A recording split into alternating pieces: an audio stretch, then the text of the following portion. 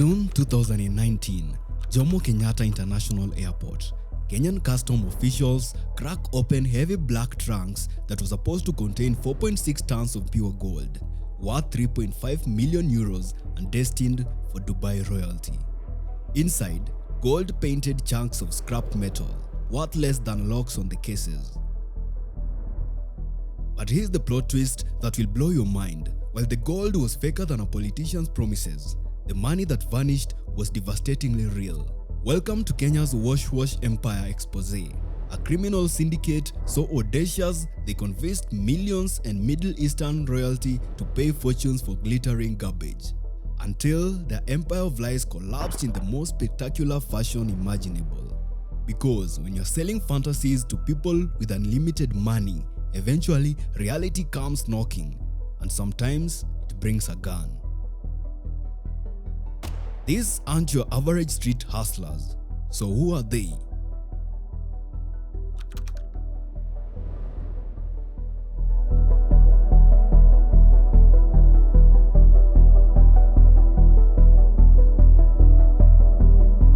Let's get one thing straight. Kenya has about as much natural gold as I have a chance of dating Beyonce. In 2023, Kenya officially exported 672 kilograms of gold. That's it. But here's where it gets spicy. An estimated 2 tons of gold flows through Nairobi annually. Math doesn't add up, right? That's because it's not supposed to.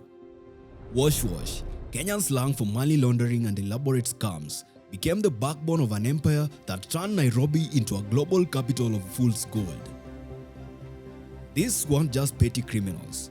They were criminal entrepreneurs who figured out that in a world obsessed with instant wealth, the person selling the gold rush makes more money than the miners. The FBI director, Christopher Wray, literally called Kenya's washwash gold business one of the most prevalent transnational crimes. When the FBI is name-dropping your hustle, you know you've made it to the big leagues. But here's the beautiful irony. While Kenya has virtually no gold mines, it somehow became the perfect place to convince rich foreigners they had struck gold. And the masterminds behind this empire, they lived like kings, while their victims learned expensive lessons about greed. Speaking of expensive lessons, wait until you hear our Dubai royal family member got played for 3.5 million euros. And the best part? The scammers were so confident they even made a music video to celebrate.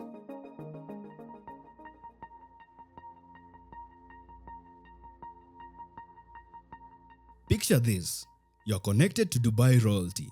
Money is no object. Someone approaches you with an exclusive opportunity to buy discounted gold from conflict zones in Africa. Sounds sketchy, right? But when you're dealing with millions, a little risk seems worth the massive reward. Meet Ali Zandi, nephew of Dubai Sheikh Mohammed, who got absolutely played in 2019.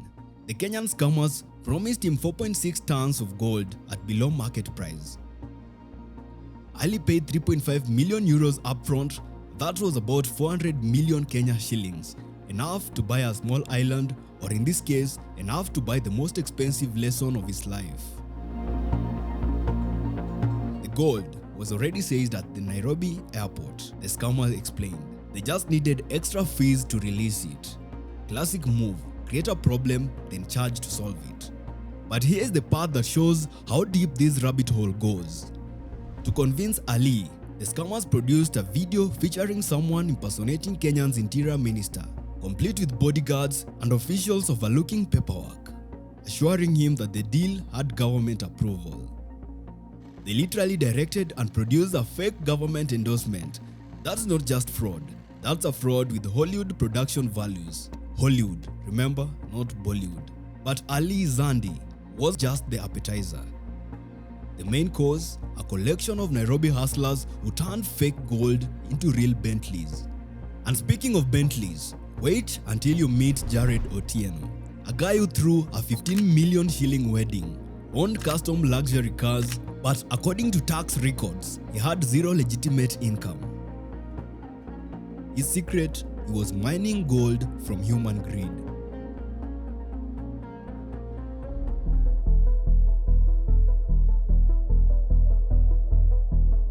Let me introduce you to Kenya's most expensive criminals. These guys didn't just steal money, they stole it with style. Jared Otieno, the poster boy of washwash excess. This man landed a chopper for his dowry ceremony, threw a 15 million shilling wedding that broke Kenya's social media, custom Bentleys, Porsches with personalized plates, mansions that looked like movie sets. Plot twist: according to investigators, Jared filed zero tax returns despite owning cars worth $500,000. His official income, nothing. His actual income, convincing foreigners that painted rocks were precious metals. In 2019, Jared was charged for swindling a Laos businessman out of 300 million shillings. But the real kicker, a Kenyan court eventually seized his Bentley as proceeds of crime. Imagine explaining to your friends why your car got repossessed by the government for being too criminal. Steve Mbogo, the political aspirant with a golden problem. This guy had a pet lion, designer suits, and political ambitions. He also had $1 million fraud case hanging over his head after he convinced a Dubai businessman to pay for gold that existed only on a PowerPoint presentation. Paul Kobia, the alleged don who made 2.5 tons of Congolese gold worth 8 billion shillings disappear through Nairobi. That's enough to make a foreign president personally fly to Kenya to demand answers or his money. Which is exactly what happened when DRC's president Kabila showed up asking where his country's gold had gone. But the most chilling story belongs to the youngest players in the game. Because when you are dealing millions in fake gold, paranoia becomes your best friend. And for 28-year-old Kevin Omwenga, forgetting the lessons cost him everything.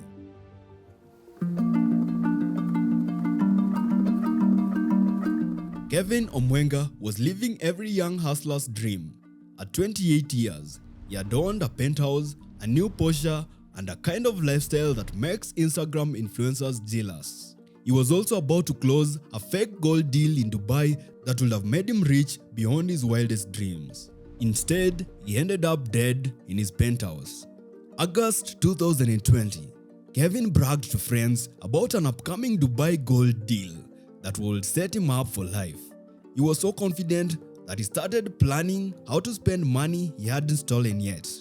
But here's the thing about criminal partnerships. There is no HR department to handle workplace disputes.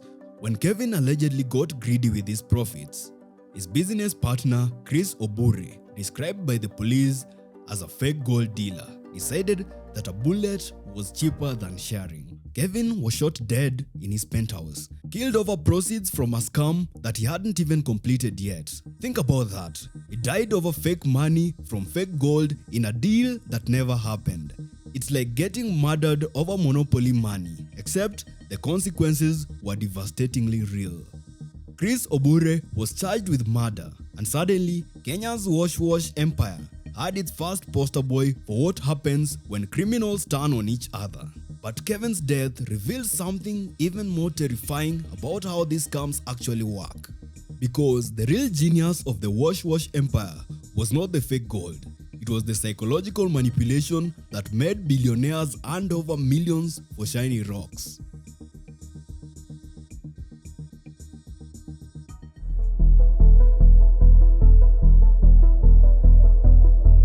Here is how you convince a millionaire to pay a fortune for fool's gold.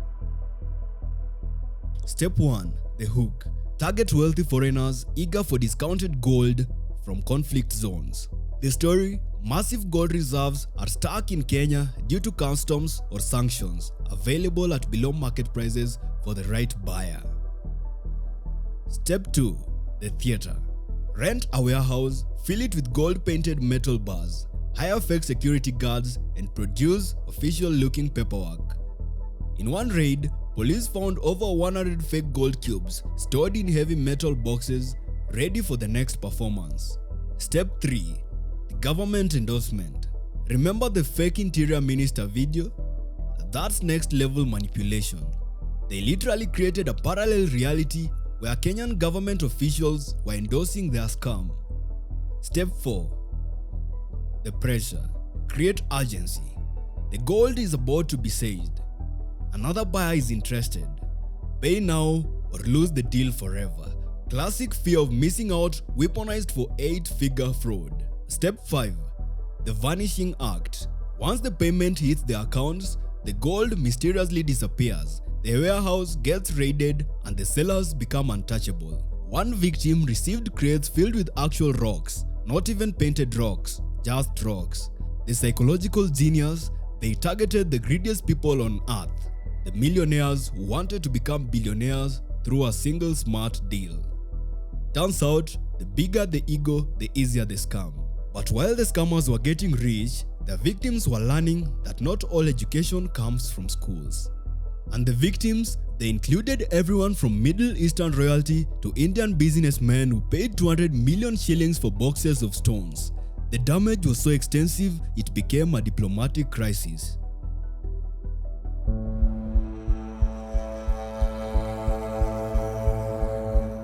Let's talk numbers that will make your head spin. Ali Zandi from Dubai paid 3.5 million euros for 4.6 tons of non-existent gold. A Laos businessman was swindled of 300 million Kenya shillings by Jared Otieno's crew under false pretense of gold sale. A Dubai businessman was swindled 102 million Kenya shillings after he fell for Steve Mbogo's fake gold presentation. An Indian investor lost 200 million Kenya shillings when he paid for gold and received a sealed crate of worthless stones. A South Korean businessman lost 2.9 million Kenya shillings after he was shown fake gold bars at a current office. He paid, then watched his sellers vanish. Total documented losses stands at over 1 billion shillings, and those are just the cases we know about. Most victims suffer in silence because admitting you got scammed millions is not great for a business reputation. Imagine explaining to your board of directors that you paid a fortune for painted rocks because a guy in a suit showed you fake government videos. But here's the really twisted part. These were not random marks. They were successful business people, seasoned investors, people who made millions through legitimate deals. The washwash kings did not target the gullible, they targeted the greedy. And their success rate was so good because they had something most scammers don't. Protection. High-level protection that made them practically untouchable. Because when your scams involve billions of shillings, you need friends in very high places.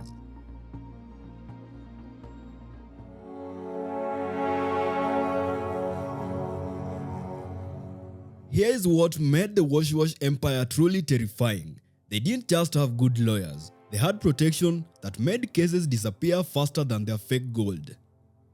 Paul Kobia, allegedly the dawn of the whole operation, saw multiple cases mysteriously collapse. Charges will be filed, evidence will go missing, victims will suddenly withdraw their complaints. It's almost like someone with influence was playing defense. One investigator noted that despite red flags everywhere, these scammers operated luxurious offices in Nairobi's upscale areas, advertising openly. That's not stealth, that's immunity. The corruption ran deep. Border control officers waved through dubious gold shipment. Lawyers helped set up shell companies and escrow accounts for thieves. Some politicians allegedly used their connections to either protect scammers or attack their rivals through scam-related accusations. Remember when leaked audio surfaced of a Kenyan senator allegedly speaking with a gold scam facilitator? The political storm was so intense that rival parties started accusing each other of either abetting fraud or using scam allegations for political gain. When your crime syndicate becomes a talking point in parliament, you know you've transcended regular criminal enterprise and entered the realm of state-level concerns. And that's exactly what happened when the international community started paying attention. Because stealing millions from foreign royalty has consequences. Big consequences. The kind that strains diplomatic relations and gets your entire country blacklisted.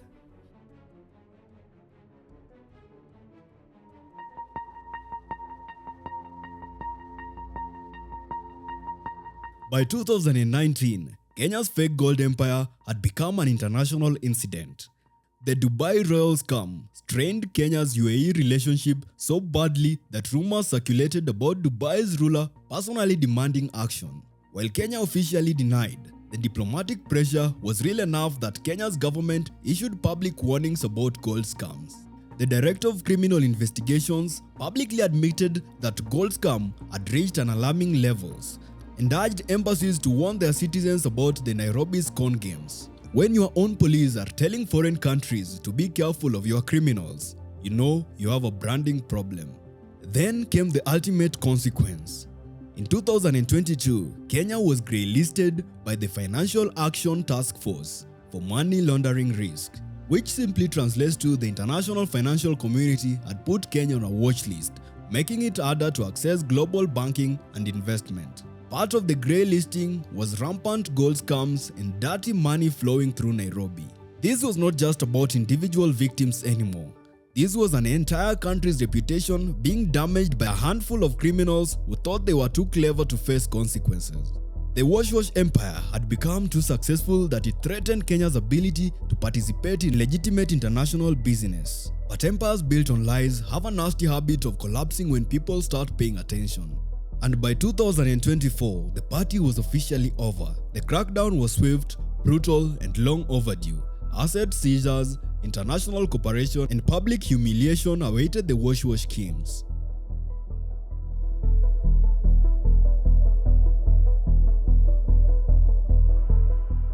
Reality came knocking, and it brought handcuffs. In 2024, Kenya's Directorate of Criminal Investigations had prosecuted 64 suspects in 71 reported gold scam cases. International cooperation intensified. The United Arab Emirates tightened checks on gold coming from Kenya. Interpol increased information sharing to track transnational fraud. The FBI, which had been watching Kenya's washwash scene, started sharing intelligence more aggressively. Banks and lawyers were roped into reporting suspicious transactions. New laws were proposed to formalize small-scale mining and required stricter documentation for gold exports. Kenya's central bank mulled regulations for import and export of precious metals. But perhaps the most devastating blow was not legal, it was cultural. Terms like washwash became mainstream slang. So much that being called washwash became public humiliation. Social media influencers started making fun of the conspicuous consumption of suspected scammers. The very society that once celebrated their flashy wealth turned against them.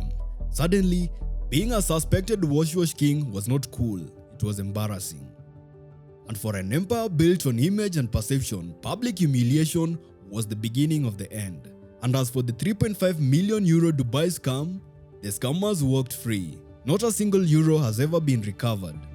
To this day, it's one of Kenya's most audacious crimes and nobody paid the price. So there you have it. Not all that glitters is gold, but all that scams eventually gets exposed. So the next time someone flashes wealth without a source, ask, is it real gold or just gold paint?